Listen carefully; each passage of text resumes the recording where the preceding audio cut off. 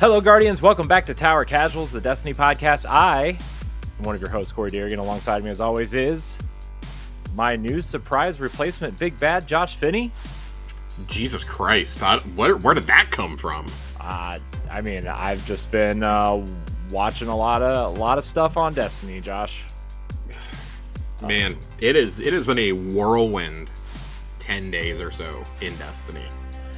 In a good way, like in the best way possible. This might be like the best stretch that we've been in, like since the beginning of Heresy. This is probably the best stretch we've been in since the lead up to Final Shape. Yeah. It's pretty good. In terms of like the vibes. Like it really feels like the vibes are back right now. It feels like things aren't just utterly collapsing on us. It doesn't feel like it did in the back half of Echoes or during the entirety of Revenant. It actually feels consequential. Like the things that we're doing on the Dreadnought and out in the world feel consequential to moving the universe forward, not just a seasonal story. Yeah, it definitely feels like we are headed towards something. Yeah. It is a nice change of pace for, once, I guess. Yeah, I mean, I guess let's just go ahead and jump right on into it. So Act 2 is out, and they have gone back to a weekly story approach for Act 2, which I kind of like and I kind of don't like. Because, especially now, the reason that I'm kind of okay with it here is Act 2 is only 3 weeks long. The next episode we do will be the first week of Act 3, and presumably the conclusion of the story. But they have separated this out into 3 separate weeks, and there's only 3 steps left, so I assume either it's just a conversation next week, or it's a quick little mission. But the kickoff to all this last week was awesome. Yeah. You get Court of Blades, and we're going to talk a lot of Court of Blades tonight, but you do Court of Blades, you go on this little quest line, and you eventually get into Eris's throne world. Yeah. And it is just such a cool moment when you go into the throne world and you're like, oh my god, like the reunion between her and Drifter. I do think this would have packed a little bit more of a punch if we hadn't gotten that quick cutscene of Eris in the throne world. I think that would have been a really, really, really special moment. It doesn't feel like it was as impactful as it should have been. But the reunion between her and Drifter is just so good. And then this week brought some friction between her and Sloane. Eris is devising a plan to trap the Echo of Command. The Echo that we found at the end of Act 1 that is Oryx's spirit, essentially. Pre-death and really like pre a lot of conquest. And she has a plan to trap it in her throne world so that we never again have to deal with the Taken King. This does feel like if this happens, this is probably the end of the Hive storyline, at least for now. I don't feel like it can be truly over until Savathun is gone forever. And I think that's a break glass in case of emergency moment for them down the line. Yeah. That feels like one of the final things that you do, even if Frontier starts exploring new enemies and new planets and stuff. That feels like the break glass in case of emergency moments. But at the same time, this week, there was an interesting piece of dialogue there towards the end. And this is kind of what I wanted to hone in on. Eris says that Oryx's spirit wants to go to Fundament. Ooh. This parallels what happened at the end of Revenant, where Aramis took her Echo. I apologize, I don't remember the name of that Echo. Took it to go back to Reese. There's been a little bit of speculation with the Frontiers concept art that we've seen. I personally ascribe to part of this theory. You see a dead servitor in one of the images, one of the only images they've released. And that makes me think that we will go to Reese at some point in the first year or two. Yeah. I would say with this clue about the Echo wanting to go to Fundament, I'm wondering whoever comes into possession of the Echo, whether it's Savathun, it's Evil Wrath, is it Eris or Drifter, is it us? Like, I feel like eventually we're going to end up there. This week in particular, there was stuff about the Worm Gods, right? You have to go collect skin of the Worm God Akka in this, which is really just pieces of the Dreadnought. The Dreadnought was carved from the carcass of the worm. And it makes me wonder, when you think about the clues of when we first got the reveal of, oh, you're going to be a Hive navigator on the Dreadnought and this and that. It's going to be a very Eris Morn heavy season. It makes me wonder if Fundament is the second destination, because remember, they're codenamed Apollo and Behemoth. Mm-hmm. And they said that this episode specifically was laying the groundwork for Frontiers. Mm-hmm. I cannot fathom Apollo, the first release of Frontiers, being another Hive expansion. Yeah, especially after like a season, and then like yeah, there's too much Hive, man. There's too much. I really think that the beginning of Frontiers needs to deal with a brand new threat. So I was having this conversation the other day with Joasis, with A1 Johnny, with Oak, with Dealer. I talked with a few different people about this. I really feel like in terms of enemies, the Elixni and the Cabal kind of have to go. Mm-hmm. The only way you can rationalize them continuing to be enemies are pockets of them that never came to Soul. Yeah. That were never involved with the Red Legion or with House Dusk or House Salvation, or, you know, obviously don't have any affiliation with House Light. That's about the only way I think you can continue keeping them in the story. I think the Hive can still be there pretty obviously. We just talked about that. Savathun and Xivu Arath still fucking around out there. But to me, the only three real enemy factions that we have that I think can stay long term are the Taken, who got a little bit of a revamp this episode, and there's some clues being dropped in the mission this week that kind of hint at another power. The Taken are starting to develop free will, which is wild. That actually is a pretty huge thing. Like, something is giving them free will, yeah, and letting them challenge and this and that.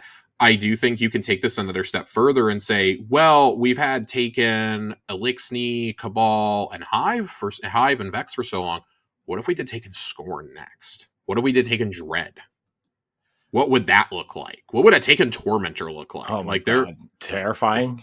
Terrifying. There are some wild things you can do here to revamp the Taken, and that's, I know we've talked about like the Tablets of Ruin before, and that is something pretty firmly established in the lore.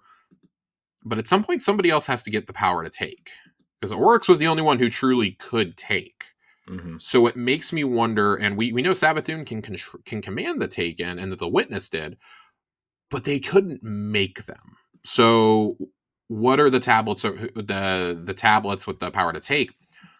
Whose possession are those going to fall into? We're also reconstructing Oryx's sword, which that can only go horribly wrong. Yeah, that sounds like a. It screams the Act 3 exotic is what it screams. That's what it screams to me. I've been a believer ever since we got the Baradiad exotic mission that they didn't truly show us everything up front. Mm-hmm. I think that is, you can't have this long of an act without dropping another exotic quest, in my opinion. And I think it would be really cool if we got that sword, and as Oryx's heir, which essentially that's the storyline of Court of Blades, is we're proving that we're his heir if we slay Xivu Arath. Xivu Arath does not have the power that she once had. Eris has that power now. That's why Eris has the throne world. Mm-hmm. So it makes me wonder, if we get an exotic mission, do we maybe kill Xivu Arath in it and we get Oryx's sword afterwards? Which would be awesome. That would be so cool. That'd be a cool exotic. It'd be a very cool exotic, and I think it would put a nice little bow on the, hey, let's turn our Hive enemies into fucking weapons. Yeah. You kind of can't get any better than the spirit of Oryx in a sword. We already have a shard of his soul in Touch of Malice. What if you had a sword? What if you imbued a Hive sword with that echo? Like, what would that look like? It could be pretty cool. There's some rotations where you can get a Taken sword in Court of Blades, and it's really cool and really fun to use. I wonder if that's testing some mechanics for... Yeah, so it's funny because it functions like a normal Hive sword, which I think is kind of the red herring for me, because you're not going to put the functionality of an exotic into an activity. Right. Not yet, at least. But that would give you the opportunity, I think, to keep people playing that activity and keep playing Nether. I do like that new secrets have now been dropped in as a result of Act 2. There's now some glowing worms. You can go get the Barodiad intrinsics and the first customizable perks, which is really cool. The others are coming in 10 days with the release of Act 3. So Barodiad's been really cool. I just really love the mystery that they've had around the storyline this season. It feels rewarding, and it feels like what we dreamed episodes could and should be. Mm-hmm. It's just a shame it took us so long to get here, and they've already decided to pull the plug on episodes. Which, to be fair, probably a good idea if we're thinking about it. Mm-hmm. But if you're going to give me seasons, and you're still calling them seasons, but they're this beefy for a 6-month season, I'm okay with that. You have multiple good activities. You have Nether. You have Court of Blades. You have whatever's going to come next. You throw 2 exotic missions in there, maybe. You have things like the raid. You have they're going to add the extra missions or extra encounters to the raids going forward. And then you're going to have whatever the Pantheon event is and the new dungeon in the second half of the year. You can, along with the Into the Light style content drops, they said, there's a lot you can do here. And if you're going to add in like fun little modes like tanks versus brigs, there's a lot you can do. There's a lot of stuff you can add to this game. And it really makes me hopeful. For the first time in a long time, I'm feeling really positive about the direction that at least the single player content is going. Yeah. And the amount of content is going. The story seems to be in a good place.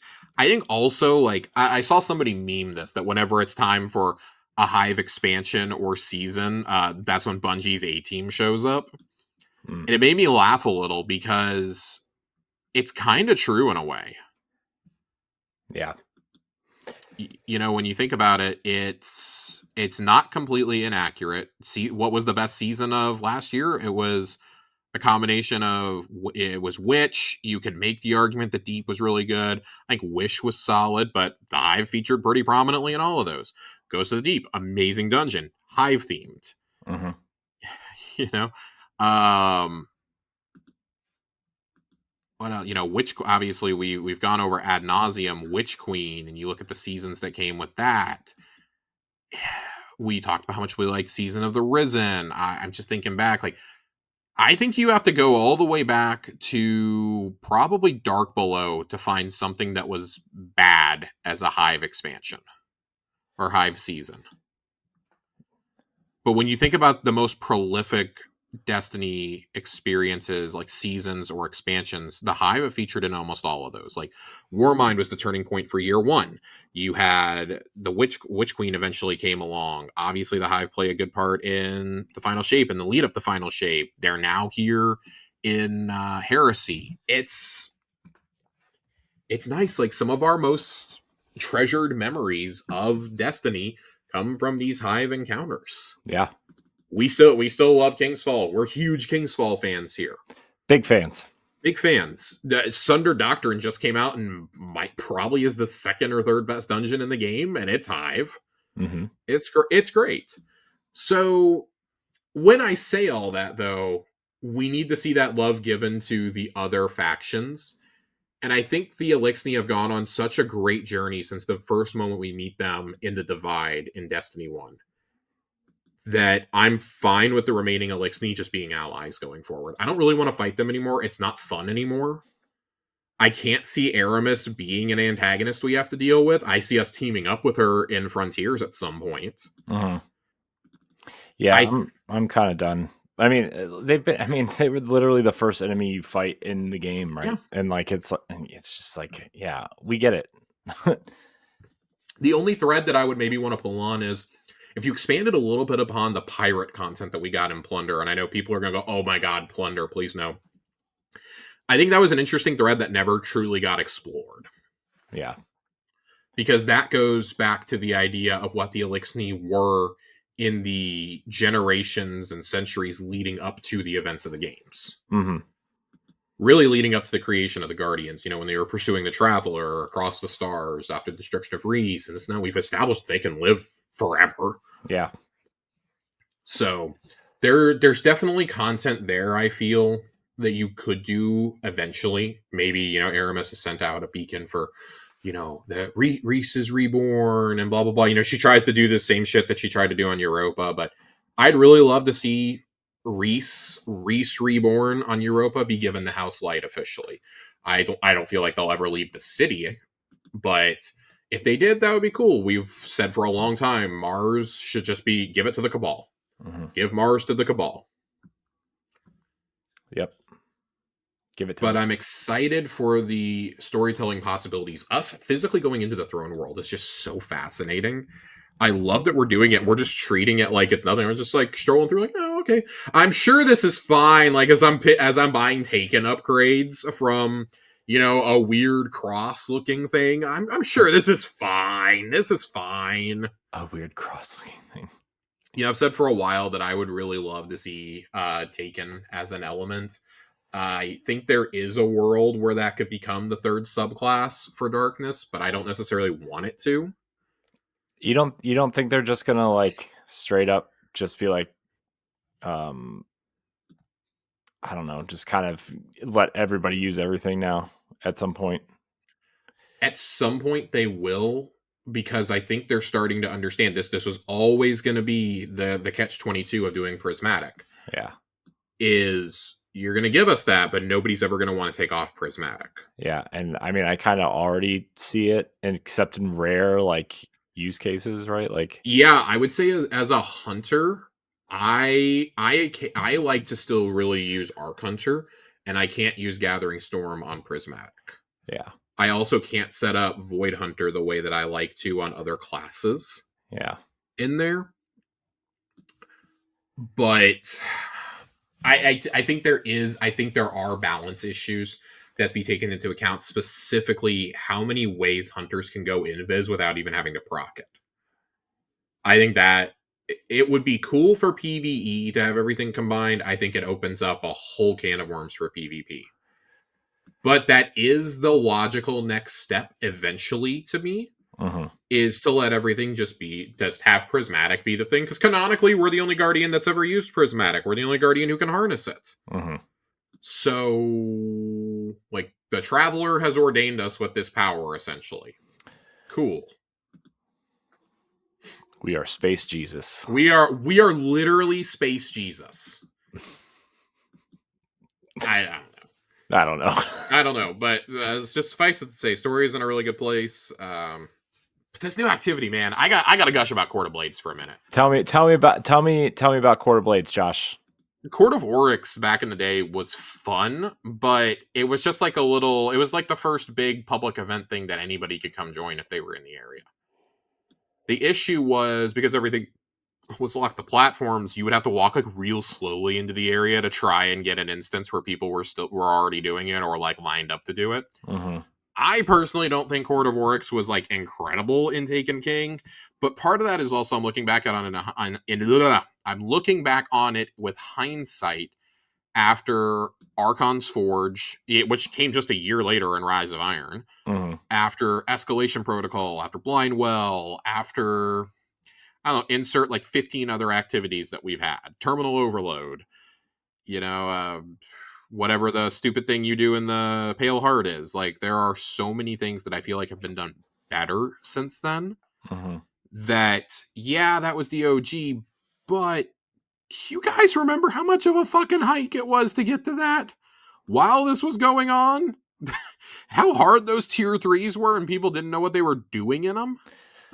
That's true. It's fucking hard. So I don't particularly have super fond memories of this. I personally, we've both talked about this. We were Prison of Elders guys. I think Prison of Elders was a better arena mode. Yeah, it was also like also because it was just something you straight up loaded into. It was a loaded instance. Yeah. Plus, it was like kind of like an easy kind of in and out almost too. Like, I mean, I know Court of Oryx kind of was too, but it's still like more. I don't know. You could customize your difficulty from the fucking menu. Yeah. So when you went in there with a fire team, you knew exactly what you were getting into. But overall, I think Court of Blades is really fun. I like there's a good variety of mods, of enemy types, of encounters. I feel like there is there's a decent enough challenge on expert that if you're not playing with a good team, you're going to get steamrolled. Mm-hmm. But I've genuinely had fun with it. I've had a pretty good time playing around with Court of Blades. I've been a little cautious about how much I played in the first week and a half of it because I just feel that there's going to be stuff in Act 3 that I'm going to have to go back and do again. Yeah. But overall, it's been a great time. I'm having a really good time with Court of Blades. I like that it's very roguelike in how you pick your augments. Some Mm-hmm. apply to you, some apply to the whole fire team. I do like that. And in addition, you have a whole nother set of augments that you purchase just like you did for Nether that are always turned on that you can select at the beginning of the encounter that you turn in your sigil stones for. Love that. Love it. Love it. They have done a really good job. Like the activities team really cooked here. And that's not to say that I don't think that, well, I guess it is kind of saying that I didn't like how Revenant was handled. I think that like Prison of Elders coming back was cool. But after you did it once or twice, you're like, why am I still grinding this? Right. Here, it feels a little bit more consequential. And I think it's also that like these weapons are good, and there's a depths to go hunt, which is really fun. It's thrilling to get one of these with the gold skin on it. The weapons they've introduced with Act 2, fantastic. Fan-fucking-tastic. Could not be happier with the glaive, with the sidearm, with the fusion. They have cooked. They really cooked. And I mean, I know that this was obviously in production before Revenant, but if you didn't know better, you'd be like, oh damn, if you know nothing about game dev, you'd be like, oh, they really listened to the criticisms of Revenant. I do think that they had some time after Echoes to adjust. Yeah. But probably not too much because remember, back half of Echoes is when they did all those layoffs. Yeah. So I feel like what we're seeing in Heresy, at least in terms of like reward structure and events and things like that, are taken from the positive reception of what we got with Onslaught, what we got with Savathun's Spire back in Wish, what we got with the Coil. These two things, Nether and Court of Blades, kind of feel like they just like took those and said, oh, they like arena modes too, and like threw all that into a blender and said, here we go. Albeit with a little bit less interesting loot, but they've got us hunting for these adepts, and they've made the adepts plentiful, which is the big thing. They've made them pretty plentiful. They've given you the focusing rituals to do. So, you pop one of those bad boys when you go in there. I've walked away from runs where I've gotten 3 adepts. I've walked away with runs where I've gotten none when I do it on expert. So, I'm enjoying it. I would still be enjoying this more if you could craft the fucking weapons. I still think that's just such a huge mistake to take that out of seasonal content. Now, granted, we're about to go down to 2 seasons a year, so it won't be as big of a deal. But it's still a big deal right now to me. Yeah. I think we're just lucky that Revenant was such a dud on the weapon front. For me, at least, Revenant was such a dud that I'm like, okay, I don't really have to worry about any of the Revenant weapons. But they could have been better if you could have crafted them or like, at least toyed with that idea. That's always been my thing is like, I want them craftable because how many times have we seen a seasonal weapon suddenly become meta for a dungeon or a raid or an expert level activity and you don't have it and you got to go kill yourself to get it. It's so much better when you already killed yourself to get those patterns. You can just go craft it at the Enclave, get whatever you want on it. Right. That's the big thing for me. And not having that is a problem. It's a problem when we have more craftable exotics than we do legendaries dropping. Mm-hmm. That's a problem for me. Yeah.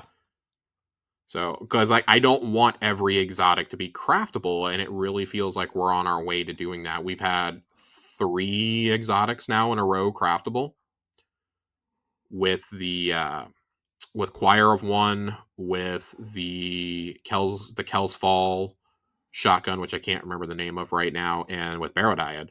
You've got 3 in a row that are craftable. And that's really frustrating because I think part of the fun of exotic missions is doing them, and I understand they're making them craftable. I feel like they're all craftable right now purely to get people to keep playing these missions. Mm-hmm. Because don't get me wrong, I didn't really like the Encore mission, but I loved the secrets. The way you got the intrinsics and the perks for Choir of One was awesome. That was really cool. The mission itself, Getting those, awesome. Fantastic puzzles to go do. Really, really enjoyed those. The Kells Fall shoddy, the mission is like 12 minutes long. The organ thing, yeah, the organ component is cool. Having to go in and you like aim down the sights to shoot things with the shoddy is cool, but it's just kind of a wet noodle compared to what came before. And Barodiad, it's like, oh, okay, now this is what I want in a craftable exotic mission. But at the same time, as much as I've enjoyed hunting for those secrets and having to go out in the world and find the taken fragments to get the intrinsics for Barodiad and things like that, it also just makes me not want everything like this. If you do one or two a year, cool. Doing all of them like this, not a huge fan. Not a huge fan. And that makes 5 in the last year that have been like that, because the reprisals of Whisper and Outbreak also did this. Yeah. And there was there was Wishkeeper in Shadow and Season of the Wish that was also like this. And you kind of see where it's going. For, a year and a half now, we've had 6 exotics now that are craftable, and I don't really want to see that trend continue. That should be something used sparingly, not all the time. Yeah, that should be like maybe one a year, if that. Yep. One every, maybe like with a major expansion comes out, like, hey, here's this, but if you do it on whatever, you can get the craftable version or whatever, right? Like Hawkmoon was cool, right? When they when they started adding that extra perk when you did the mission and stuff, but like or what was the other one? Was it Dead Man's Tale was the other one? Presage was the other one where you could so like that was cool, but like that was part of the thing, right? That was part of getting it and seeing which rolls you got. Now, like, just. And I mean, Vexcalibur has done this. I'm trying to think of other ones off the top of my head, but not craftable, but Dual Destinies, right? I mean, you can get random. Okay, the Dual Destiny setup though, I totally agree with. I love it. I'm fine with having different roles on these. I would rather have the option to go pursue the exotics. I think should be pursuable rather than craftable, if that makes sense, because I like the Dual Destiny and Ergo Sum method, where you have to go actually out in the world and do shit to get the role you want. But there's a focusing system for the exotic class items. There's not one for Ergo Sum, and I feel like there should be. But also Ergo is one that I wouldn't be surprised to see changed up over time. Maybe they add Strand and Stasis to it eventually. I could totally see that happening. Yeah. These are exotics in the truest sense. And we got to remember, like, these were not intended to be part of the game. They were added as part of as part of the delay. So yeah. I'm not trying to like bitch and moan about it, but one of the only traditional exotics that we have gotten in the last year and some change is that did not come as part of a season pass is really Microcosm. So I do ultimately take some issue with it. I love how they've done the quests for the catalysts in the dungeons. That's been something they've been doing for a while now, since I want to say going back to Navigator. That's been a thing with Ghosts of the Deep.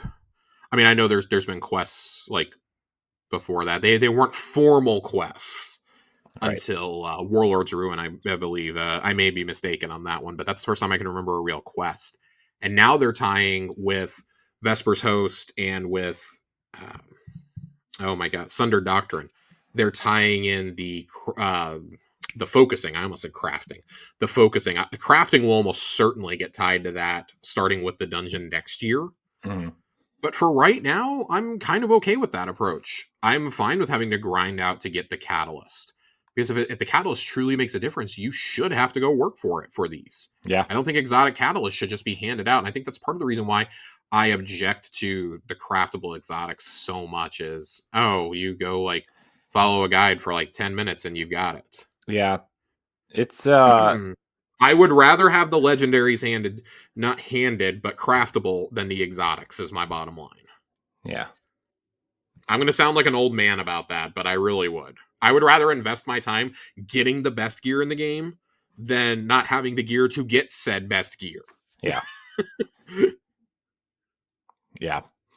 The one thing that was kind of disappointing was like me and Mitch grinded out that Outbreak perfected catalyst because you had to do it on the harder mode or whatever. And when we finally got it, like maybe less than a month later, you and I talked about how they were like adding it to the world drops because it was going away, right? And so that was really annoying. So still got it the hard way. But like I really enjoyed how they had you go hunt for the stuff in Outbreak and Whisper of the Worm. Those are two of the best missions ever. Those should be, but it's an example of use it selectively, because when you do it for every single gun, it becomes less special. Mm-hmm. But I also understand this is to get people to keep playing these missions because they worked so hard on them for the most part. Right. Yeah. Kel's Fall notwithstanding. Kell's Fall notwithstanding. And I mean, base Echoes or base Encore also isn't great, but yeah, the puzzles are good. I like the puzzles for the catalysts and for the perks. That's fun. Yeah. So just sometimes less is more. Yep. Shit. Shifting gears. Yeah, I'm trying to think of where I want to go next after that. Shifting gears a little bit. Let's talk about something that shipped early last week on accident. I've been very excited to talk about this. Rite of the Nine accidentally got uploaded with last week's update, probably a month or two early. It was very clearly incomplete. I jumped in to do Prophecy and got through everything up to the final boss with Joasis and our friend Oak. We got held up at that door. The friendship door would not open, and we later found out that was a glitch that everybody hit. People were leaving the activity, loading into regular Prophecy, getting to the door, opening it, getting the checkpoint, and going back to contest. We have had confirmation it was contest difficulty. Some of the changes in there, Corey. I only did Prophecy. I was fucking scared. I didn't think it was too brutal, but until we like kind of figured out what was going on. That first platform where you fight the first boss in Prophecy got a little frantic. The fire from the knights was just insta-killing. I had to constantly be going invis, and you get better rewards based on how many lives you lose during this.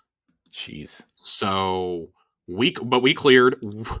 The funniest part of all this was as we cleared encounters, the weapons that dropped, if you got weapons and they dropped, they were incomplete. They were incomplete models. They didn't have, they were not final renders. They were just placeholders. Oh, jeez. They were gray slabs, essentially, but we could still use them and shoot them and everything. I think Joe got a double closing time gun. Oh, jeez. And closing time in both columns. It was dumb. I did appreciate that they came out and said if you got rewards, they were not going to take them out of your inventory. They were going to leave them there. Oh, man. So that's pretty cool, because I got a good roll on the pulse from Prophecy, and I believe the SMG is the other one that I was it the S? No, I think there's an SMG. It was oh god, I gotta pull up my dim. Was it Judgment? Was that the other one that I got? Judgment feels like that's the right one. Prosecutor. I got the AR. It was something. I got Prosecutor with kill clip rewind rounds, which I was pretty excited about, because that's an arc gun. So that's pretty fancy right now. And then the other one I got was Relentless, the pulse rifle. That one not as thrilled about. It's double perked. I got Strategist, Deconstruct, To the Pain, Field Prep. Not exactly what I wanted, but still cool to get those. Still very excited. So yeah, interested to see how this ultimately shapes up. Our second run, or our second encounter, was definitely bugged. We did not have revive tokens during it, so we just kind of cruised through it without thinking. Jeez. It was really cool to have this up though and get a taste of what it's going to look like. Go see the social space. I understand why they had to take it away though. People are like, Bungie, why are you taking it away? Just launch it early. Like, no, this clearly was not done. This is clearly supposed to launch in like May. Yeah. So I have said I would be really surprised to see this before like mid-May. I think this is something you drop similar to Pantheon, but maybe give us a little bit more time. I really hope it's not just a 3-week event. I think doing this as a 3-week event would be catastrophic. It just put the dungeons on a rotator, one each week until Frontiers drops in like August or September, whenever it's going to be. Yeah. That would be my elevator pitch to Bungie. I know you guys listen. DMG, if you're listening, I'm going to put this out into the ether. Please, for the love of God, tell them that we want this to be longer than Pantheon was. Especially with 12 weapons to grind out, I would really like to do that. But it was really cool. We definitely did it on the highest difficulty. That was a cool thing to see that it was up. I got a message while I was doing story content saying, "Hey, you want to go run a contest dungeon?" And I was like, "What the fuck are you talking about?" And had a party invite, so I went and jumped in with friends and ran it. That was really cool. It was one of those things like, man, I'm really glad that I was free on a Tuesday afternoon to go do this. I was sitting there half doing story stuff, half answering emails, and ended up having a great experience because of it. Great experience answering emails, he says. Yeah, great experience answering emails. There's nothing more I like than doing that. Oh my gosh. So I will say they put an update in the TWAB last week. Some of the earliest iterations of Rite of the Nine activity snuck their way into update 8.2.5. Most of what was seen was placeholder weapon rewards, all feature temporary art and fake perk rolls. User interface is not what we're planning to ship, and difficulty options don't have tuning passes we've planned for Explorer, Eternity, and Ultimatum modes. This is a fun moment for players to explore what we're planning. We're very much looking forward to everyone getting their hands on finished activities. For those of you who got your hands on weapons early, we will not be removing them from your inventory. When Rite of the Nine ships, perk rolls will be updated across the board to prevent some rule-breaking combinations. Incandescent and chill clip on a void shotgun, for example. But you'll still retain these rewards on launch day. So it was really cool, though. It was really, really fun to get to go in there and play around with it early. I am curious to see what the difficulty tuning looks like.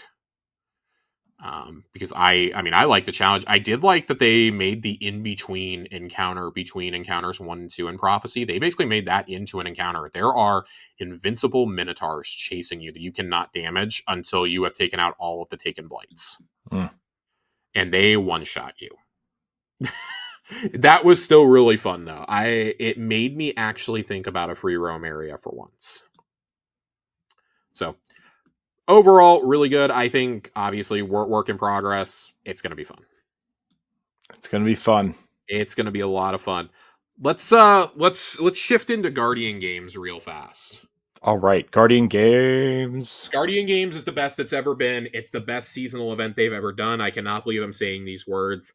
This is exactly what I'm talking about when I say you got to take a pass at your little free holiday events. You got to take a pass at them and update them when you've got the time.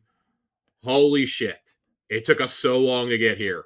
But this boss rush mode is outstanding. Nice. This is outstanding. This is the perfect way to keep some of those bosses and some of those encounters that are gone from the game forever coming back. Some of the notable ones that are no longer in the game that you can do in here include the final fight against the Spirit of Riven, the first time we fought a meatball. When it spits Uldren out at the end, Uldren's body literally hits the ground when you kill the meatball. Nice. It's great. That's awesome. So you have that. You fight the Machinist, which is one of the Baron fights from Forsaken. You have several of the fights from throughout the campaigns. Fake Riven is one of them. Some of the Empire Hunt bosses are in there. The Savathun fight is in there. The Callus fight is in there. Ooh. Some of the 2 of the Nightmare fights I've personally the Callus fight from Leviathan? No, because that's obviously a raid encounter. No, the Callus fight from the End of Lightfall is in there. The room with the 2 tanks and Rohan or whatever his name is from Lightfall, that mission is in there. Who else is what else is in there? The witness fight from the Final Shape is in there, I believe. Oh, wow. There's a few Final Shape fights in there. Interesting. Yeah, it's very interesting what they chose to put in there. And then some of the fights from Shadowkeeper in there, some of the nightmare hunts, specifically the Crota one is in there. The Crota one's in there, the Gatekeeper one is in there. But they really pulled from all aspects. The Nightmare of Gaul is one of the fights. Here's the important question, Josh. Is Taniks Tanix in there? What? Is Taniks in there? I do not believe so. Oh, fail. Yeah. Not worth playing. Not worth playing, he says. It's really good, though. The rotation. Oh, I should also add that some of these bosses are radically harder than others. The final boss of both Zero Hour and Whisper of the Worm can roll in these rotations. Oh, geez. And I did this on Expert. And let me tell you something. Both of those bad boys on Expert are still a gigantic pain in the dick. Jeez. But this is a great... The Quaria fight is in there also from Season of the Splicer. That's one of the ones in here. This is a great way to keep these encounters alive. But then it starts to beg the question of, why can't I just get Forsaken as a campaign back in the game? Right. I'm fine with it being old seasonal bosses. I'm not cool with it being campaign bosses from a campaign that is no longer in the game, frustratingly enough.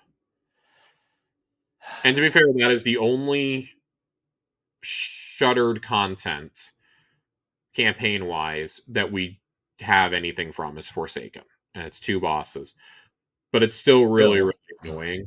I would still really like to go do that fight again. I would like to do those fights. I would like to play through that story. I'd like the option to play through the Red War. I think the Red War is a great way to introduce people to the world, and it's really jarring that you don't have the Red War campaign anymore in this game. I actually think New Light kind of works when you do the intro stuff in the Cosmodrome, and then theoretically you would be flying back to the tower, and that starts Destiny 2 proper. Mm-hmm. It makes no sense to me. Whatever.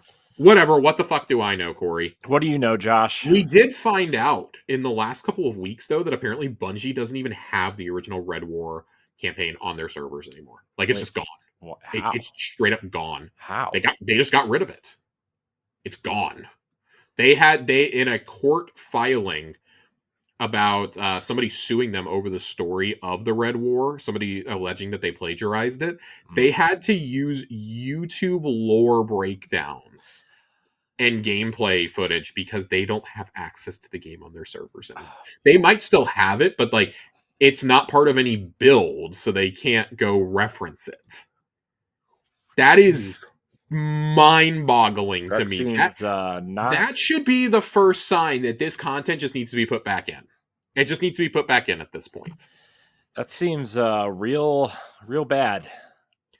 Yeah, it's so stupid. I'm genuinely just so mad about it. It seems like not a good choice. Oh boy, Josh, how? You know what? I don't want to know. Pete Parsons probably traded it for some cars or something. Probably. Oh, rip. Rip. R.I.P. all of the dreams. Yep, Rip War. But overall, great event. I really like this. They did not get rid of Guardian Games Supremacy, but now that's not the only way to do this. You're not running around picking up fucking laurels either. They have managed to make this a good event. Now the question is, how do you continue to iterate on this year over year? I think if the exotic missions weren't already in rotators, I think adding some of those bosses in, like the Presage boss, could have been really cool. Mm-hmm. But I'm okay with this for right now. I'm okay with this. I'm interested to see if they eventually add like a dungeon encounter or 2 in here. I know they've never gotten rid of dungeon encounters, but maybe they like add 1 or 2 of those in here. That would be a little interesting to me. But overall, it's great. It's fantastic. It's not nearly on the level of Pantheon, but it's kind of the same idea in a lot of ways. And it's kind of hard to like fuck up a boss rush, right? And I like that they have 3 different modes. They have, they have the warm up, they have the regular, and then they have the expert. The expert is match made, which is really nice. It's not too difficult. Just, do people know how to do the mechanics is really the question. The amount of people who don't know to shoot the shield bubbles off of the Eye of Riven is hilarious to me. Or who don't understand that the Crota fight works totally differently and you can't hurt him with conventional weapons. You have to use the swords. Yeah, that's always the worst one. It's hands down the worst.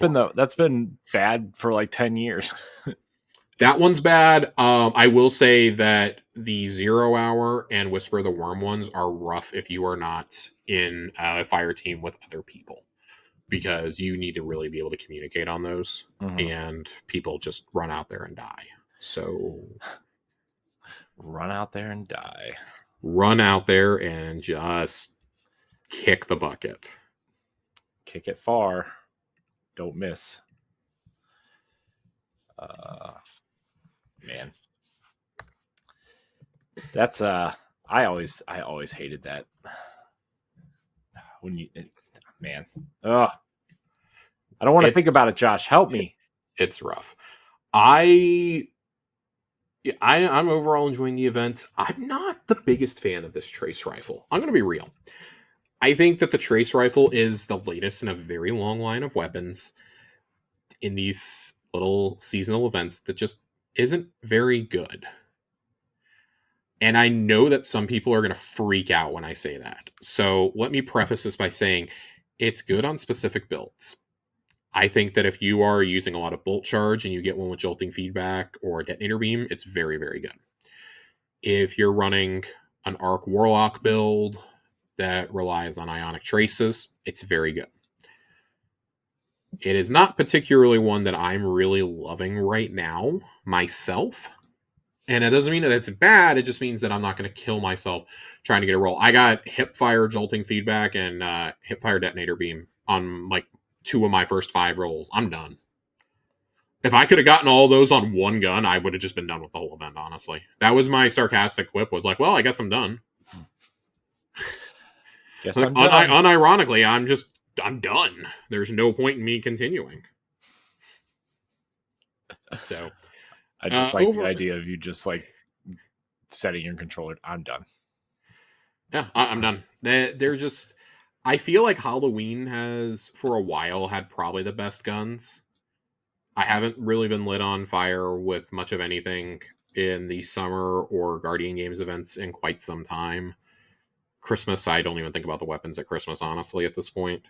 So, but I do think that this signals, if you're going to have less seasonal content, you're only going to do 2 seasons a year and 2 mini expansions, you're going to do the little Into the Light style things, these events kind of need to hit a little bit harder, because they're going to usually be they're almost always going to be at the end of a content cycle.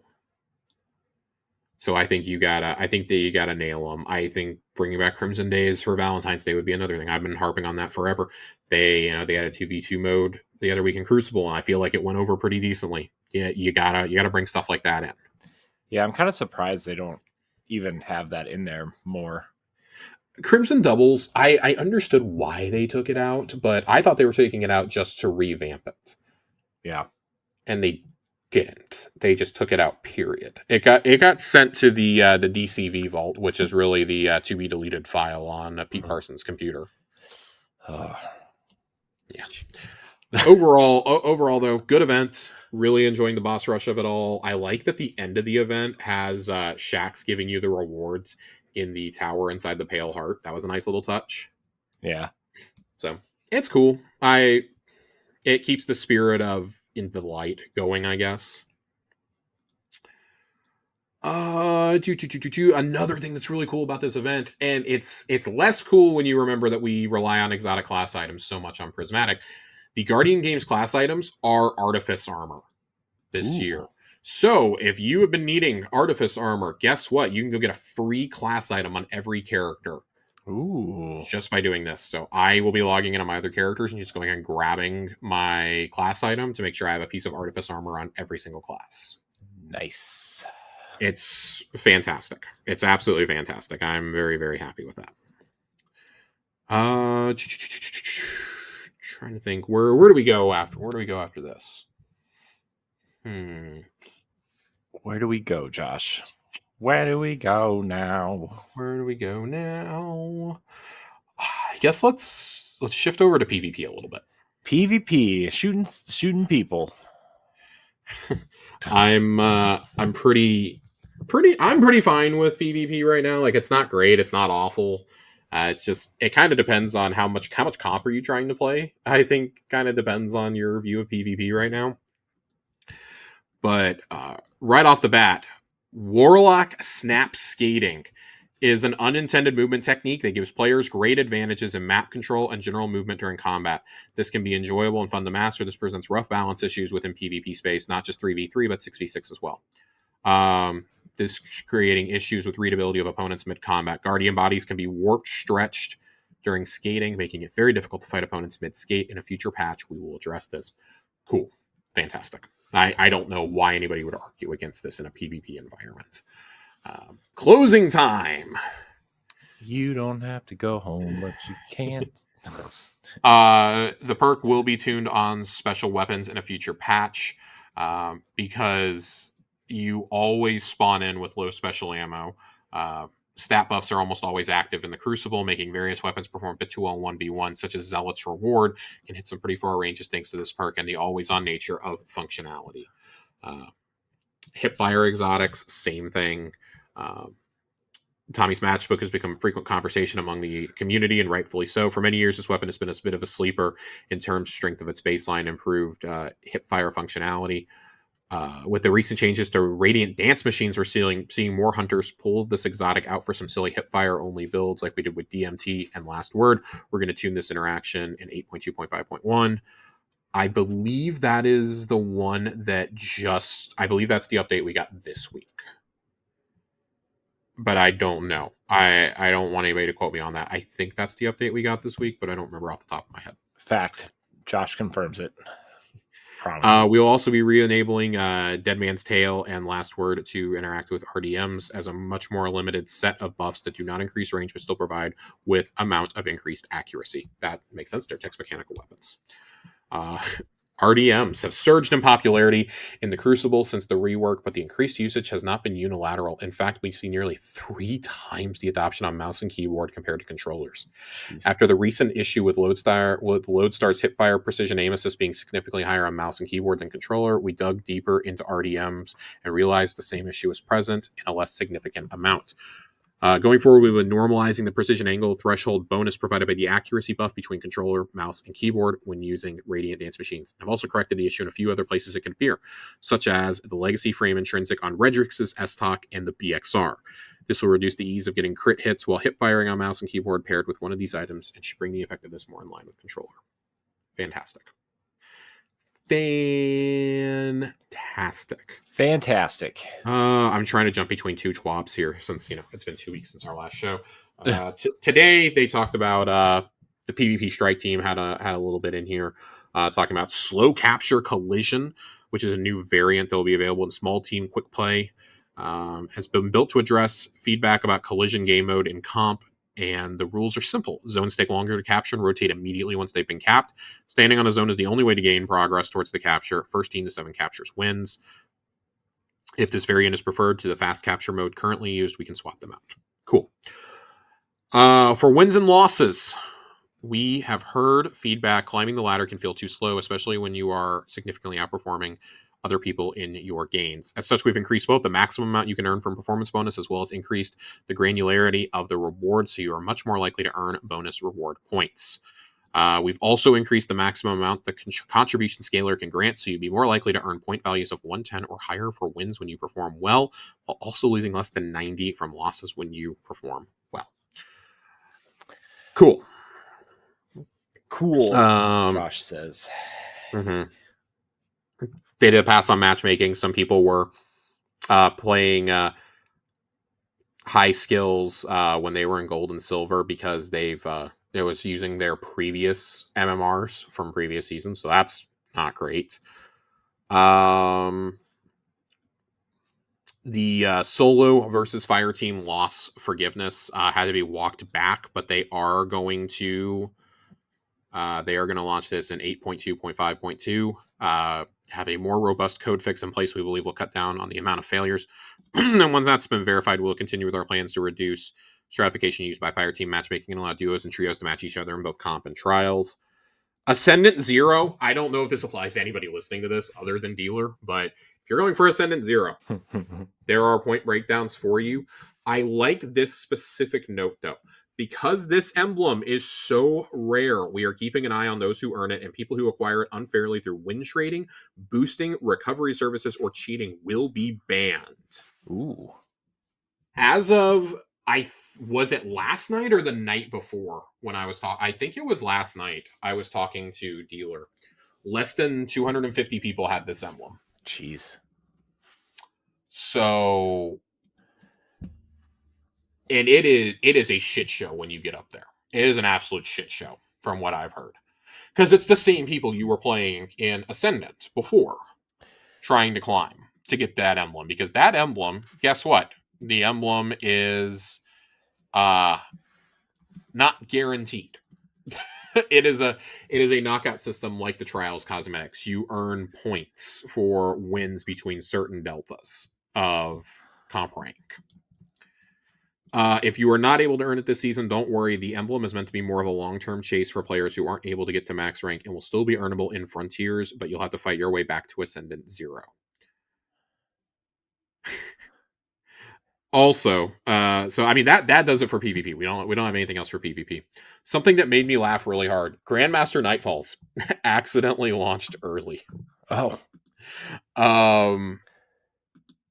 The Grandmaster Nightfall catch-up node went live this past Tuesday, but Sunless Cell apparently went live for a little bit as well. Sunless Cell will be coming with Act 3. You'll now have access to the rest of this episode's GMs and can begin working towards gilding your title. Man, that's funny to me. I do like that this came out right after playing one of the more annoying GMs, which is the PsyOps Battleground Cosmodrome from last week. Yeah. Specifically, that Savathun boss fight is it's rough. It's fucking rough. It's the Titan that throws the shields too. Ooh. It's like, oh, I just wanna fucking die. This is terrible. That thing curves around corners like it's James McAvoy and Wanted. It's terrible. God. It's fucking terrible. I did not enjoy it at all. I did get my god roll on the Lotus Eater though. Thank God. On my third clear, I got it. So I was like, yep, I'm done. I'm done. Well, yikes. Yikes is absolutely correct. I was not a big fan. Some upcoming things that we've got going on. Final week of Guardian games, of course. Story is going to continue next week. The Nightfall rotation is going to be PsyOps Battleground Moon with the Slammer as the reward. I will personally be going in there because I never got a good Adept Slammer. So I'll be playing that next week. And then Momentum Control is also coming back next week, which I love Momentum Control. Big SWAT fan over here. Yeah, SWAT's fun. SWAT is real fun. Big fan over here. Big fan. Big fan. Big fan, he says. Industrial sized fan here. Trying to see what else I need. God. Trying to see what else I need to do here. I don't think there's much else. There's really not much else here in the TWABs. It's been a really, really, really good couple of weeks in game, and it's been really rewarding. For once, I feel like I'm not wasting my time when I go in there. Yeah. And that's great. It's great. I'm really enjoying it. I'm enjoying the new weapons a lot too. Specifically, I'm really loving the SMG you can get this season out of Court of Blades that dropped, the Mir Imago. I hope I'm pronouncing that correctly. I got that to drop with Target Lock, Subsistence, and Flared Magwell the other day, and it's the Adept version. I'm really, really enjoying it. What you want is you want it to drop with the Runneth Over perk from the King's Fall raid. That's what you really, really want to be dropping on these. Which it does have the potential to drop on, but I think it's a potential. I don't think you can get it. I don't think you can get it just guaranteed. But yeah, I'm liking that. I'm really enjoying uh, the glaive. I really, really, really like this glaive. I got one with unstoppable force and tilting at windmills, and that's the one I've been using. Hmm.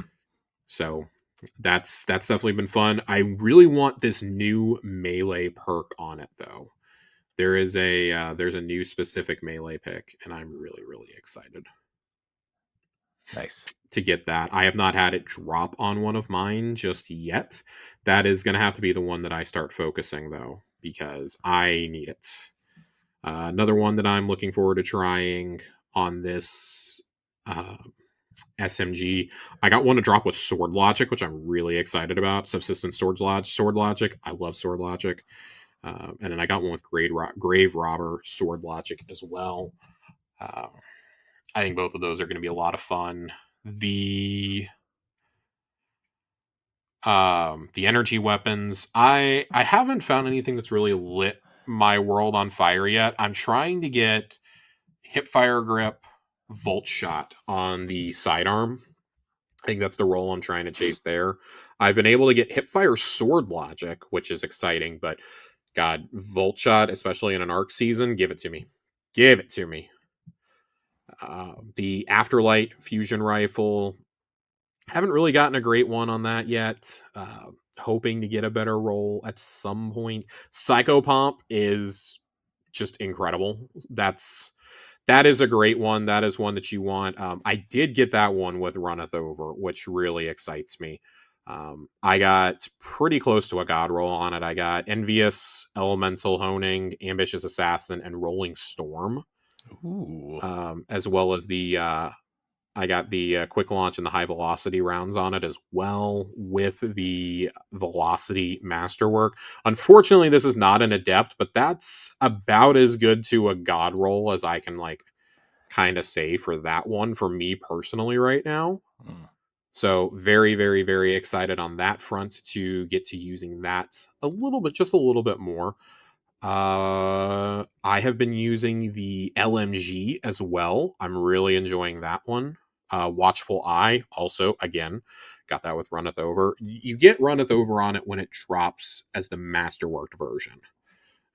And this one, I mean, again, Rolling Storm and Field Prep, which is very exciting to me. I enjoy getting those on an LMG on something I'm going to do damage with. I haven't played enough with Abyssal Edge to know if I like it or not yet. I need to play with it a little bit more. I did get some decent adepts on Watchful Eye. I got target lock on both of them, I believe, but Ooh. I haven't really fallen in love with either one. Uh, but it's a solid one in an arc heavy season, especially with bolt charge barricades. It's great. It's great. You really can't go wrong with it as far as I'm concerned. I have not talked about the bow at all, and that's because I'm not a bow guy. I'm gonna be honest. It looks really cool. I'm not a huge bow guy though. I'm gonna be just upfront with everyone. I don't know if you guys know that about me. I didn't know that about you, Josh. I know you didn't. I've kept it a closely guarded secret over the years for sure. It's news to me. It is news to him. He says, "I take that back. I did get a fusion that I like, that I want to try. Under pressure, destabilizing. A little curious to see how that plays. I don't think it's going to be like life altering, but I could do worse." So yeah, I think that the weapons this season are a huge step up from last season. Just looking through my inventory right now, I'm like, yeah, or looking through my vault, yeah, I didn't really like the weapons last season. I liked very few of them last season. I think I kept a good version of Liturgy, which was the breech loaded grenade launcher with Rhyme Stealer Chill Clip. I kept that. I don't know what else. I fell in love with the pole or the scout. The scout unworthy is just that's outstanding. Or no, excuse me, unworthy is from the dungeon. That's from the dungeon. That's not the one I'm thinking of. I'm thinking of the pulse. I was correct. I think of the pulse. I do love the pulse. I got the pulse with jolting feedback, stats for all, which I really really like. I know it's not like the god roll, but I am enjoying it nonetheless. Um, as well as I have an insurmountable with Desperate Measures Lone Wolf that I'm not quite sure if I'm in love with yet. But and then I got closing time Desperado on the Pulse as well that I still need to play around with a little bit more. That was a fairly recent drop though. I haven't had a chance to play with that yet. It's just man, so much better than last season as far as I'm concerned, and I'm willing to argue with anyone who thinks otherwise. So, we do have a question or two tonight. I'm shifting over to that. A question or two, he says. We do have a question or two. I need to make sure that I'm pulling this up. Jiggly Panda, of course, has two questions for us. Let's do the Destiny question first. What do you think should be the next mode to get a rework since the Trials one has been received well? Yeah. Man, let me be really real. I think that it's not really a change that a rework that needs to be done, but I think you need to tone down the intensity of Vanguard strikes just a little bit. I've seen complaints from players who are under light and coming back who are just like, "What the fuck." So, and I agree with that, man. If I'm going into a Vanguard strike, I'm going in there to like chill and do Pathfinders, man. I ain't in there. Right. I ain't in there to work hard and just God, fuck that. If I wanted to work hard, I'd go into some, I'd go do Nightfalls. Yeah, or I'd just straight up go play Nightfalls or like expert level activities. Yeah, I would say honestly, in light of Trials and Guardian games being so well done, just keep fixing the free seasonal events that you do. That would be my take. Because those should all be brought up to the level of Guardian games now. Unquestionably. Yeah. No, I kind of agree with you. I'm not trying to do strikes for like a for a hard time. I'm going in there to like grind stuff. I'm going in there to go do Pathfinders. Yeah. And get my Zavala wrap up. That's what I'm doing. Yeah. Yeah, I don't know if I have a different answer than you, Josh. I'm going to be honest with you. Especially when you consider that Vanguard strikes are supposed to be kind of like the thing that everybody goes and does. I get trying to make them more difficult, but man, sometimes it's just like, okay. I'm in here to like try out a new build or play with new weapons, not have to like fucking try. It's going to be, I'm going to be real bitch made about it. I don't care. Jiggly Panda also asks, and I think this is an interesting question, what is the worst review you have ever seen that you disagreed with for a game, movie, or TV show? I'm asking this because of IGN's review of the Invincible Season 3 finale. I believe that was a terrible review. I didn't hear about this, but I'm also not an Invincible person, so I don't even think that it's like necessarily terrible. They gave it a 7 out of 10, which, listen, hey, C's get degrees, man, okay? But that was immediately followed up by a lot of people saying that it's like just straight up one of the best season finales ever. So I don't know. There's a lot of people saying that, this is an embarrassing IGN moment and blah blah blah. And I'm just like, man, I don't know if I'm also not an Invincible. Am I reading the right one? Hang on. Oh, that's the overall season review. I apologize. That's the overall season review. I can get behind that. That is not the finale. I need to eat my words real fast.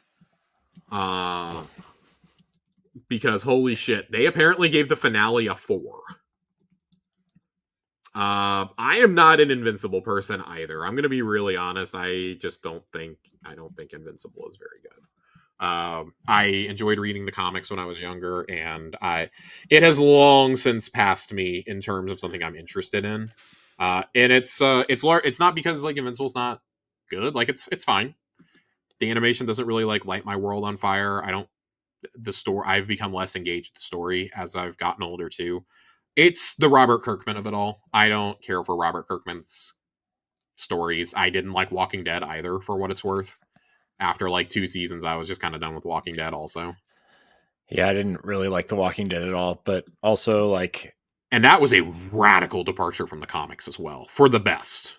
Yeah. For the best. The comics are bad. That's what I heard. To me.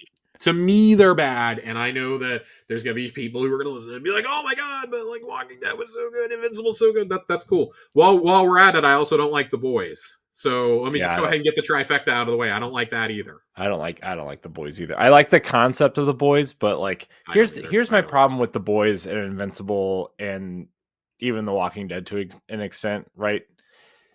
It's too violent. Like it's too over the top, gory and violent. Yep. Like not that I have a like a an overall issue with gore or violence when it's necessary, but it's just like you know the boys sometimes I feel like there's just like buckets of blood for no reason. Like it's other than to just be like shock value, you know. It's like I don't need to see this. I don't want to watch this, you know? Like I don't know. That's just how I feel about it. And it's just too much, man. It's too much for me. Yeah, I've got a couple that I've pretty vehemently disagreed with in the past for movies specifically. I did have to go find these so that I made sure that I was that I was calling the right people out that I did not know. Secret Wars. Secret Wars. No, Avengers Endgame is one of those though. A widely praised film for how it wrapped up 10 years of Marvel storytelling, and the New Yorker absolutely lambasted this in two separate reviews. Jeez. A direct quote from Anthony Lane in that review said, "The one thing you need to know about Avengers Endgame is that it runs for a little over 3 hours. You can easily duck out during the middle hour, do shopping, and slip back into your seat for the climax and not miss a thing." That's a bold-faced fucking lie. That's a That is lie. literally cutting out the entire time heist. You are out of your fucking mind. Also, when you come back, you're going to ask where certain characters are, you know? What happened to them? Right. Where'd they go? You're gonna miss you're gonna miss the entire Vormir sequence. You're gonna miss the entire sequence in Asgard. You're gonna miss Nebula getting abducted. You're gonna miss Cap and Tony reuniting. You're gonna miss You're going to miss the tacos. you're gonna miss the tacos. You're gonna miss the jump starting Tony Stark's heart with Thor's hammer. Yeah. You're gonna miss America's ass. Yeah. I'm just saying. I'm just saying. I think anybody who says you can do that with like a major blockbuster just is like out of their minds. Something else, and this is a particularly controversial movie, so like I expect people to fully disagree with me on this one. The review of The Last Jedi from Variety said that the movie was too derivative of past films, noting it's now repeating things that have already been repeated and becomes an official monument to nostalgia. I'm sorry. What movie That's did The you Force watch? Awakens. That is not Yeah. The Force Awakens is beat for beat A New Hope. Okay. What movie are they watching? I would also like to know. Please show me where in any other movie they do a suicide jump with a Star Destroyer. Please show me that. Please show it to me. The throne room duel was also like one of the best fight scenes in any blockbuster movie. But I digress. The throne room scene is awesome. The one that I always think of when I think of bad reviews is IGN's Too Much Water review of Pokemon. That's the one that I come back to. I think that was it Sun and Moon that they did that on. No, it was one of the remakes. I think it was one of the remakes. Alpha Sapphire and Omega Ruby. Yeah. Yeah. Um, It's funny because 7.8 is not a bad review. I want to be really clear. That is not a problem. It's the fact that they gave too much water as one of their reasonings for giving it a 7.8. That's fucking hilarious to me. that review is going to be remembered forever, though. For that reason alone, Oh, it's been a gigantic meme. it would have been funnier if, like, the next Pokemon game they took it to heart and just didn't have any water whatsoever. No water Pokemon, no water anywhere. Set inside the volcano. Let's see, man. I'm trying to think of like other games that So, like, Skyward really Sword, I would say, would be the reverse of what they're talking about. Like it got a 10 from like a lot of places, and I'm like, Yeah. dang. It was good, but also like it wasn't that good. It's definitely my least favorite 3D Zelda game. It's the only one that I've never beaten. Yeah, I've tried, dude. I've tried so many times. I even tried on the Switch when they added normal controls, which aren't that normal, but like I tried, man. Yeah, I think that also this brings up an interesting conversation in how different outlets score things, Mhm. because not everybody is going to love everything, right? Like I remember one of the reviews I remember reading, and I don't even think it was a particularly bad review. It was GameSpot's review of GTA 5, and the writer, Carolyn Petit, I believe, was the writer, got death threats over it because she didn't give it a perfect score. And she listed out her reasoning for why it did not get a perfect score. And it's it was interesting because like it was for a lot of the reasons that GTA has received critique and criticism over the years, specifically violence towards women. Mhm. And so she kind of dinged it for that, and people got big mad. That was one of the very first reviews that I feel like went super viral on the internet. Mhm. That's one that I always come back to because that was the beginning of proving to me. I was in college at the time, and I was actually writing about games in college. That made me go, oh, people are not very like they're not literate. They don't understand literary criticism and how to like intelligently look at something. You can critique something, and I don't even think she gave it a bad score. I think she gave it like a 9.5, but just pointed that out in her review. A nine, also like a 9.5. I think every single studio on planet Earth would kill for that score. Mhm. You're out of your you're out of your fucking mind. I'm sorry that not everyone gave GTA a perfect 10 out of 10. Yeah. You know, so I would definitely say that like those are ones that come to mind for me personally. Mhm. I don't read a lot of reviews anymore. I'm going to be totally honest, and a lot of it's because I think reviews are so polarizing now, Mhm. because now we have the issue of everyone's a critic. Things like Letterboxd have really taken off in the film world, right? Social media has made it to where everyone gets a voice, and the shittiest people and the shittiest breakdowns always get amplified. Like look at popular film accounts on Twitter, and it's just absolutely mind blowing how much of this is just dog shit.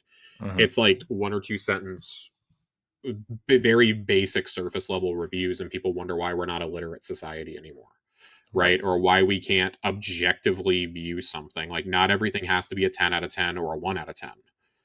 That is Right. not how critique and meaningful discussion happens. Yeah. So it's really frustrating to me to see that decline, especially like as someone who spent a decent amount of their 20s studying English and studying critique and rhetoric and argumentation and things like that. Like that's it's specifically how it was pertaining to online environments before we were even in there. Like I was, that's what I was studying. That's what I was writing papers on. And even going back, like you can even go back to like the mid 2000s to see like as the internet was like really exploding with like people writing blogs and writing their own reviews, like how they were misinterpreting the themes of certain games and Mhm. certain movies and shows and stuff. And it's become really, really frustrating. And I think, but on the other hand, it's really nice because like, yeah, you get a variety of opinions now. Like, but people use those to go and cherry pick their own things. Like, I don't think I need to tell anybody about the rise in a certain subset of gamers who would have been at the forefront of Gamergate, 10, 11 years ago. Um, and that's kind of that's what the reaction at that GTA review spun out of, was people who were Gamergaters, you know. And it doesn't take a rocket scientist to see that people who were highly influenced by that online movement now control a lot of our online discourse around media, Mhm. or try to at least.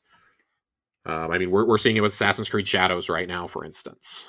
Yeah. So, and that's obviously going beyond review scores. That's going down to, wanting to boycott a game because, there's a black character in the lead. God forbid. Yeah. It's funny. We So, actually just talked about this game on the Boss Rush podcast mhm. about the choice to have a black protagonist in Japan, and if it like like just the conversation around that. It's a historical thing.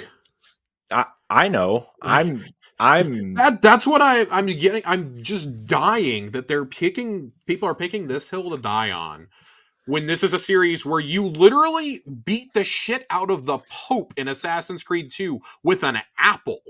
It's true. And we're complaining about historical accuracy now. Right. Brother. Brother, please. Yeah. Um yeah, and also like if you're that concerned, there is also a Japanese woman you can play as. Yeah. So I don't understand.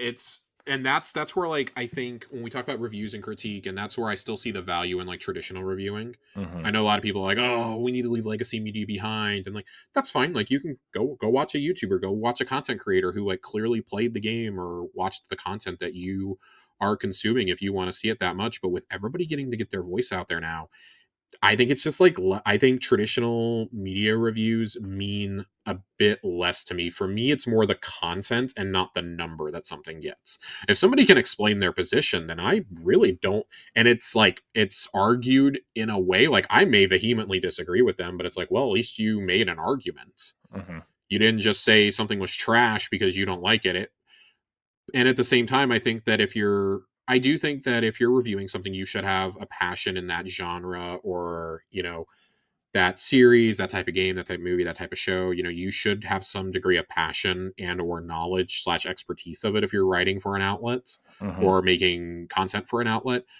Because otherwise you get people like me reviewing The Boys or Corey reviewing it, and we're like, we hate this because of how, ultra violent it is for, to us on an unnecessary degree. Right.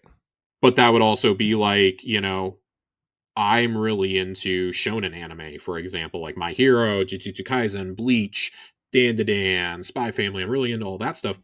That would be like asking, one of my friends hates anything animation. It doesn't matter if Disney made it, doesn't matter if Shonen made it, doesn't matter if Ghibli made it, like DreamWorks, he doesn't like any of it. He's one of those that thinks animation is for kids. That would be like asking him to review a My Hero Academia movie. He's gonna be Mhm. like, this is dog shit. This is dog shit. Or it's going to be like asking him to sit down and watch, 50 hours of Evangelion or watch Cowboy Bebop or something. Like he's going to think it's shit. He's Right. going to think it's total shit. And I don't think I need to tell anybody that Evangelion and like Ghost in the Shell and Cowboy Bebop are hugely influential on pop culture as a whole, not just Japanese anime. Yeah. So, that's what it comes down to. I do think that and last thing I'll say on this, because I've ranted about reviews for too long, when I think about content creators making videos, I actually love the idea for games not really reading reviews, but going and watching a review or watching a Twitch stream to see if I'm going to get into a game. Mhm. I could not get into Monster Hunter World at all. I tried multiple times, could not get into it. I watched a couple streams of Wilds, and a few content creators specifically are making a ton of videos on this. Shout out to Watts from DCP for doing a ton of Monster Hunter content that got me to actually engage with the game and decide to pick it up. Also, like a couple of my friends got it and talked me into it. Laron was really into it. Our friend of the show, Ray, was really into it. I picked it up and I've had an absolute blast. That's how I got into it. Watching content creators and watching people stream Persona 5 Royale, the back part of the pandemic. That's what got me into it. Now, noted super fan over here. You know, big Noted time super fan. noted Persona super fan over here. I spent a month and some change going through Metaphor, and playing the Persona games. I've played Royale, I've played Persona 4, I played Reload last year. I've had a blast with those games. I wouldn't have engaged with them otherwise. you know and I think that's where, when I think about like disappointing reviews, like I got tired of getting disappointed by reviews about 7-8 years ago, and honestly just kind of didn't look back.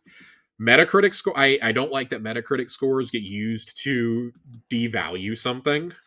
If it's not automatically a 90 or higher, they just assume like, oh, it's total shit, unless the game fits your agenda, and then it's like, well, an 85 is actually pretty good. the way that an 85 was treated for Ghost of Tsushima versus Starfield was mind blowing for me. Mm-hmm. And to be clear, those are two radically different qualities of games, but they both got the same. They at roughly the same time they had the same aggregate. I think Starfield's dropped like 2 or 3 points since over the years. But those are two radically different games and radically different qualities. I would probably give Starfield like a 7.5 to an 8 overall. Ghost of Tsushima, I've gone on record, that might be PlayStation's best game. That might be their best game, not called The Last of Us Part 1. So, like, I have different opinions. I tend to really like the Xbox catalog, and I know a lot of people want to shit on those games, you know. I definitely have different opinions too. I mean, like those two games you just said, I don't like either of those games. So boo this man right here. I mean, like Ghost of Tsushima just felt like Assassin's Creed to me. It's the best Assassin's Creed game ever made. We didn't need Assassin's Creed Shadows. We already had Ghost of Tsushima. And you're getting another one too this year, so gross. Yeah, it's Black Flag, which I really don't care about. No, I meant another Ghost game. Oh, so excited. I forgot about the Black Flag remake. Jeez. So excited about Ghost of Yotei. Ugh, must play. But like, Death Stranding is one. Got super divisive reviews. I remember that getting like 6s and 7s. And then you had people like Greg Miller turning around saying, this is my game of the year. You know? But he's also the guy who championed Starfield as game of the year in a year where people are like, what the fuck are you talking about? Yeah. We got Tears of the Kingdom. We got Mario Brothers Wonder. We got Spider-Man 2 this year. Yeah, but see, that's where you got to find a creator that kind of, you know, if you're going to trust a creator, you got to find the creator that, you know. Yeah. And I guess that's where I'm like, trying to get to is I don't care so much about like brands anymore. I care about specific voices within those brands. Mm-hmm. Like if I'm going to IGN, I straight up don't like anybody who reviews movies and TV for IGN anymore. I'm using IGN as a broad example because it's easy to pull from. I've read a lot from them over the years. But like on the game side of things, if Ryan McCaffrey reviews something, for the most part, if he reviews something, I'm probably going to trust it because we tend to have really similar tastes. Mm-hmm. I'm going to trust Brian Altano when it comes to Nintendo stuff because me and him have very similar tastes. Yeah, I'm not going to trust Max Scoville because me and him don't line up a lot on our tastes. That's not to say he's a bad reviewer. It's just we don't line up with a lot of our opinions. Mm-hmm. Yeah, and that's what I mean, right? Is like, yeah, you know, and also like, I also trust Ryan McCaffrey because he's been doing it long enough to like, you know, like he knows the Xbox voice as far as I'm concerned. Yeah, I mean, who else would it be? Like, who would even be second? Like, maybe. Destin Legary, maybe, and like, you know, and that's a distant second. Yeah, and it's that's like, no disrespect to Destin. That is a distant second. No, but that just shows you how high the bar was set by Ryan, right? So, right. I mean, there's a lot of really good independent creators out there, though. I would just encourage you, if you're finding reviews that you don't like, go find somebody. Mm-hmm. You like YouTube, Blue Sky, Twitter. Like all these places have made it so easy to find people that do great reviews. They just, you know, sometimes they don't promote their content like super well. There's also like just really well-known creators that I tend to really like their content, even if I don't end up liking the game or they give it a score that I disagree with. Skill Up is one of the ones that I really like. Mm-hmm. I really like Skill Up. I like when Alana Pierce talks about games. Stella, who used to be it's funny, like a lot of former IGN people are who I like. Stella, who used to be at IGN up until the end of last year, you know, now she's independent. I've always liked her opinions on stuff. We share a lot of the same opinions when it comes to FPS games. So it's like I have certain people that I trust that if they're like, hey, this is a really good game, I'm gonna go play it, or hey, this is a really good but it's within their subject area. Like if one of those people were to give me a recommendation on like a movie or show, I'm probably not going to take it seriously because I'm probably not going to agree with them. Mm-hmm. That's where like yeah. Anyways, I'm gonna keep ranting about this. We've gone long enough, but yeah, reviews are totally subjective, and I don't think it's down to one outlet always does great reviews or terrible reviews. That's the price you pay. Like, y'all, people who get upset about that clearly never grew up reading Game Informer or Game Pro or EGM or anything like that, where it was like 8 editors trying to cover every single game for that month. And you were lucky to get more than like 3 paragraphs for a game. Yeah. If it wasn't game of the month or something, you probably weren't getting more than 2 or 3 paragraphs. All right. Even then, you were very lucky to get more than a page. Yeah. So, but I've told this story before, and I keep coming back to it. Andrew Reiner, writing in Game Informer back in November 2001, when the GameCube and Xbox came out, and he was like, 3 months ago, if you had told me that Halo was going to be Game of the Month over Luigi's Mansion, I would have laughed you out of the room. But instead, what you have is one of the greatest experiences I've ever played in video games. And, pretty much everybody had the same reaction. It's always cool when you see a universal reaction like that no matter who you are, you can agree on it. Mm-hmm. They're like, hey, this is a genuinely transformative experience. Now I feel like people decide they're going to be contrarians to get that ad revenue, to get those clicks. Yeah, I mean, that's just for the sake of being divisive. That's the whole woke and DEI in games and movies and blah, blah, blah. That's all that bullshit is. That's all it is. Yeah. It's a bunch of lonely ass people who have never had, a friend of color or talked to a woman in their lives. That's all it is.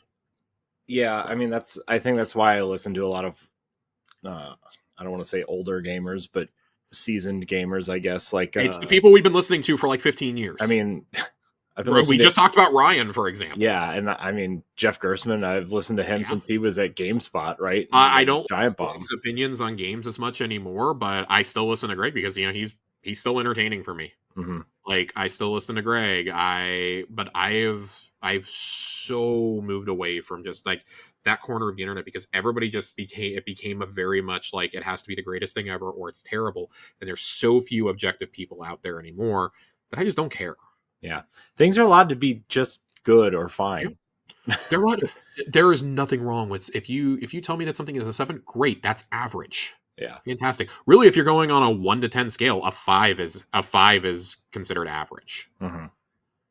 Like, but Josh, it's below a 9. If I'm ranking it below a 6, it's pretty bad. That's my thing. But I read something once and it was like, why are so many games reviewed as 7s or higher? And it's because outlets don't have time to cover every single game or every single movie or every single show that comes out. So that's why so many things just skew positive and skew good. Like that's why when we get a bad review like this, and it did affect its Metacritic, it did affect its IMDb ranking. Like, It also should be pointed out on those aggregate sites. There's a drastic difference between review score and audience score, and those sometimes do not line up at all. Right. So, anyways, rant over. I'm done. For real this time, I'm done. He says it's over. I say it's over. I'm done, unless Corey has any final thoughts. Nope. I think we covered it. All right. Get me out of here, Corey. You know whose review you should listen to, Josh? Who? Is ours when we talk about stuff. Yes. So. Or not. You've been here long enough. So have we. So we're going to get out of here. I want to thank everybody out there for watching and or listening to this episode of Tower Casuals. Josh, thank you for your time tonight, as always. What do you think of this new recording setup we got here, Josh? I love it. Yeah, I do too. Makes it feel professional. Yeah, it's fun. It's probably less work for you too in the long run. It probably will be because you can also upload intros and outro music, so which is nice. So, anyways, everybody out there, remember to like, subscribe, share, rate, and review wherever you listen or watch. Check out Xbox Casuals, Josh and my Xbox podcast every other Friday. And thank you so much for watching and or listening. Until next time, we love you. Goodbye.